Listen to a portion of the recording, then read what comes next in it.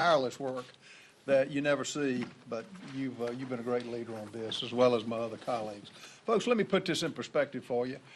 And I think it was Dave Swikert at caucus meeting this morning said, do you realize the interest that we pay is $20,000 per second? The interest on the debt, $20,000 per second. That's not sustainable. That is not real. To maintain our republic, we have got to, as Jody aptly named what we're doing, reverse the curse. And, you know, it's something, it starts with putting it on paper. I'm a developer. I build houses and other things. If I tell you I'm going to build you a house, what do I have to do? I have to give you a blueprint to tell you what I'm going to provide. What Jody and this team has done is put a blueprint together on how we're going to handle the 20,000 second problem, curse, I would put it. Now, you've heard politicians talk about it for a long time. I'm tired of talk. One thing I realized in Washington, D.C., every dollar that's spent has got an advocate for it. Every dollar.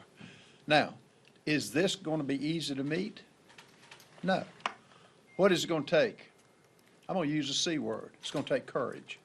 We've got to have the willingness to say no, even if it's to projects that may or may not affect our state. We're looking at the survival of our country. No one can argue that 32 trillion is sustainable. No one can argue that Social Security is going bankrupt in 2035. No one can argue that the Highway Trust Fund is not going bankrupt sooner than that. And I was in a Rules Committee last night for a long period of time, and all my Democrat friends on the other aisle, great people, but you know what their answer is? Higher taxes. Not one time was there one mention of a cut. There is no way to sustain this, to do this, to reverse the curse, other than have cuts. And the only thing this administration has given us is a treasure of things to cut. 87,000 IRS agents is a joke. The new FBI building with buildings sitting vacant all over this town is a joke.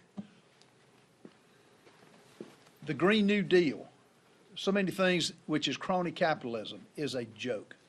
Now, we've got to have the courage to say it out loud, and I don't care what the media says, I don't care what the naysayers say, we have to do it for the survival of our great republic. And folks, I would ask you, if not now, when? When are we going to do something? I could put all the numbers up and float them before you, but unless we're willing as elected officials to put our money where our mouth is, literally, and actually take the cuts out that's needed to right this country, that's the only survival that we have. And I'm just committed to working on this. Jody and everybody up here will do the same. And we need your help. I look out here, y'all are young people. I was where you were years ago.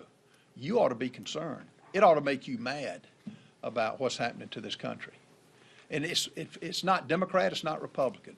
It's un-American what's happening to our spending. It's un-American where some of those that are supposedly controlling the money in this town go. But we got the power to change it.